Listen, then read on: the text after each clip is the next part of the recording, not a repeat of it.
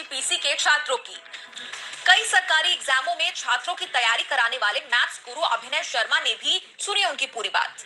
अब बात आती है परीक्षा हुई, नोटिफिकेशन में कहा गया कि 20 गुना अभ्यर्थी को लेंगे अलग अलग लेवल पर। रेलवे के हिसाब से उन्होंने 20 गुना कैंडिडेट के नाम लिए भी हैं। ठीक है, बहुत अच्छी बात है, नोटिफिकेशन में शब्दों को उन्होंने बहुत अच्छे से मढ़ा है।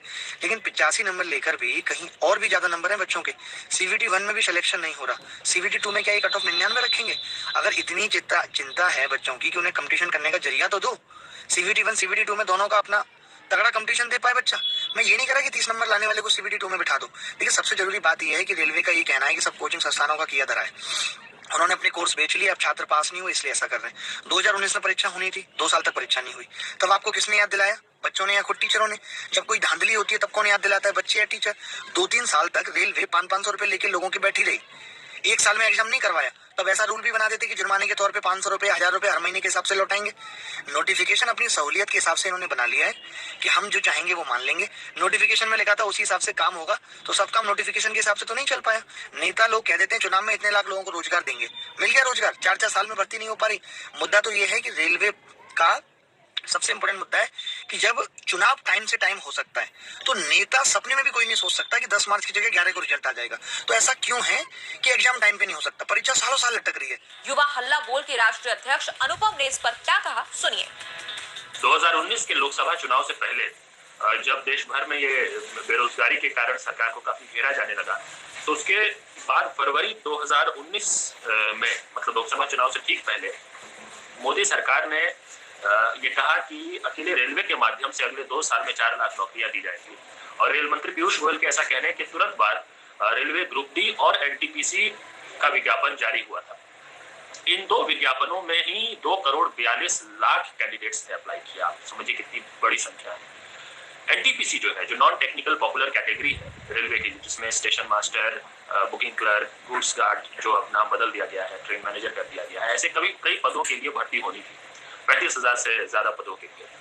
और एक लंबा समय बीत जाने के बाद भी, लोकसभा चुनाव से ठीक पहले तो भर्ती निकाल दी गई, लेकिन जैसे ही चुनाव हुए, परिणाम आया, सरकार बनी, तो फिर सरकार भूल गई और उन परीक्षाओं को करवाने का कुछ अता पता ही नहीं था, तारीखों का भी पता नहीं। कहने को तो रेलवे कह सकती है कि हमने 20 गुना सिलेक्ट कर लिया, लेकिन अगर हम यूनिक कैंडिडेट्स की बात करें तो वो संख्या काफी कम है, वो 20 गुना नहीं है। अब यही है जो असली आक्रोश का कारण है। अभ्यर्थियों का ये कहना है कि 20 गुना यूनिक कैंडिडेट्स को सिलेक्ट किया जाए। मेरा मानना है कि ये मांग गलत नहीं है, बिल्कुल वाजिब मांग है कि सीबीटी 1 के परीक्षा परिणामों में 20 गुना यूनिक कैंडिडेट्स को रेलवे सिलेक्ट करे। अब रेलवे ये कह सकती है कि हमारे जो विज्ञापन में था हमने तो उसका पालन किया, ये सब सही बातें हो सकती है रेलवे की, लेकिन सरकार को ये समझने की जरूरत है कि एक भर्ती परीक्षा के लिए, जिसके लिए युवाओं ने 3 साल इंतजार किया, अभी 3 साल के इंतजार के बाद तो पहले चरण के परीक्षा का परिणाम आया है, अभी तो आपको पता भी नहीं कि आगे और कितना समय लगेगा, सीबीटी 2 में कितना समय लगेगा, उसका रिजल्ट आने में कितना समय लगेगा, ज्वाइनिंग होते होते तक पता नहीं कितने वर्ष बीत जाएंगे। सरकार को यह सुनिश्चित करना चाहिए कि कम से कम जो 20 लाख यूनिक कैंडिडेट्स को सिलेक्ट करने की बात है उसको माने। इसके लिए अगर जरूरत पड़ती है, उनको लगता है कि नहीं उनके विज्ञापन में ये प्रावधान नहीं है, तो सरकार पूरी तरह से अधिकृत है कि अपने विज्ञापन को संशोधित करके इस तरह का प्रावधान बना सकती है। एनएसयूआई यानी national students union of India के राष्ट्रीय अध्यक्ष नीरज कुंदन ने भी इस मामले पर अपनी बात रखी और पूछा कि आखिर सरकार छात्रों का रोजगार, उनका हक उनसे क्यों छीन रही है। रेलवे जो है, रेलवे लाखों युवाओं को जो है रोजगार देने का काम जो है करते आई है, परंतु जब से भाजपा की सरकार आई है, हर जगह से रोजगार की जब हम बात करते हैं तो युवाओं के पेट पर लात मारने का काम जो है ये सरकार करती है। अगर हम बात करें एनटीपीसी जो आरआरबी का एग्जाम जो है वो कंडक्ट कराती है, सबसे पहले तो इसकी नोटिफिकेशन आती है तो सालों तक जो है छात्रों को धरने प्रदर्शन जो है वो करने पड़ते हैं कि उसका जो है एग्जाम जो है वो लिया जाए। पहले तो एग्जाम में देरी होती है, एग्जाम होता है तो एग्जाम के बाद फिर से छात्रों को संघर्ष करना पड़ता है कि उस एग्जाम का जो उन्होंने दिया है उसका रिजल्ट आए, और रिजल्ट आने के बाद भी छात्रों का संघर्ष जो है वो खत्म नहीं होता है। साथियों, अब ये जो सरकार है वो छात्रों के रोजगार के साथ इस तरीके से खेल रही है कि अब रिजल्ट आने के बाद एक छात्रों को जो है 7 पोस्टों के लिए, 5 से 7 पोस्टों के लिए जो है उनका इंटरव्यू लिया जा रहा है। इसका लास्ट में तात्पर्य यही निकलता है कि अंत में एक छात्र जो है एक ही नौकरी कर पाएगा। हालांकि रेलवे ने जवाब तो दिया, लेकिन वो जवाब भी छात्रों को काफी कागजी लगा।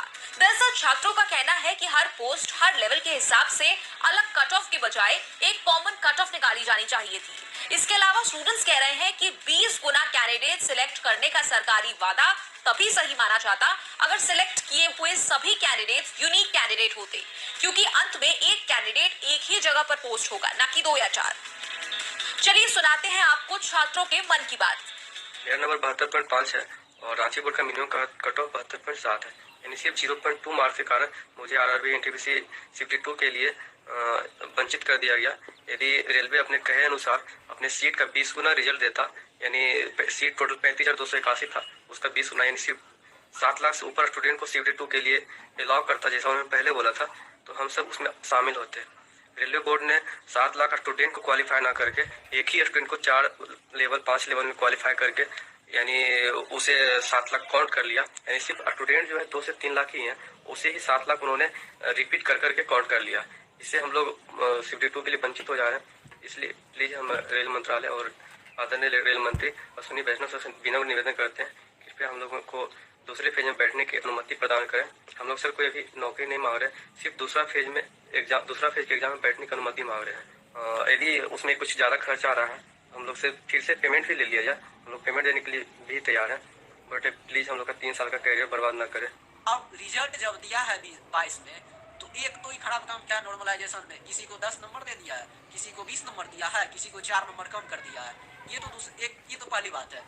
दूसरी बात ये है कि जो भी बच्चा 2019 में फॉर्म भरा था, वो बच्चा अब तक में ग्रेजुएशन कंप्लीट कर लिया है, सबका सब लगभग ग्रेजुएशन कंप्लीट कर लिया है। इसीलिए अब इसको ऐसा कट ऑफ जारी कर देना चाहिए, एक जेंडल सा कट ऑफ, कि सभी बच्चा को एक ही तरह से मतलब कट ऑफ निकाल के सभी बच्चा को सब पोस्ट मिलना चाहिए। सब रेलवे ने इस पर अपनी सफाई भी दी है और सफाई का पूरा आधार 2019 में जारी किया गया वो नोटिफिकेशन है, जिसे बार बार कोट करते हुए रेलवे बता रहा है कि भाई हमने उसमें सब कुछ पहले ही बता दिया था। रेलवे के वरिष्ठ अधिकारियों ने न्यूज तक से बातचीत में सभी आरोपों का खंडन किया था और कहा था कि ये पूरा कोचिंग इंस्टीट्यूट द्वारा ड्रिवन है।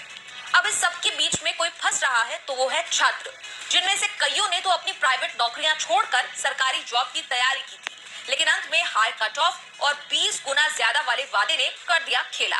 अब अच्छे मार्क्स लाकर भी ये छात्र जाएं भी तो कहां जाएं? सवाल कई सारे हैं, जवाब कम। भर्तियों की तरह शायद वो भी सिर्फ एक कागज का टुकड़ा है। से CBT 1 के रिजल्ट जारी हुए हैं, तब से कई छात्र जिन्होंने ये एग्जाम दिया वो असंतुष्ट हैं और लगातार रेलवे को अपने मन की बात बताने की कोशिश कर रहे हैं। अब आप अंदाजा लगा लीजिए कि कब जाकर इन्हें वो नौकरियां मिलेंगी जिसका नोटिफिकेशन 2019 में निकला था। वैसे 2019 से याद आया कि इसी साल में लोकसभा चुनाव भी हुए थे, तो क्या ये भर्तियां सिर्फ एक चुनावी मजाक था या वोटरों को लुभाने का एक तरीका? बेरोजगारी के खिलाफ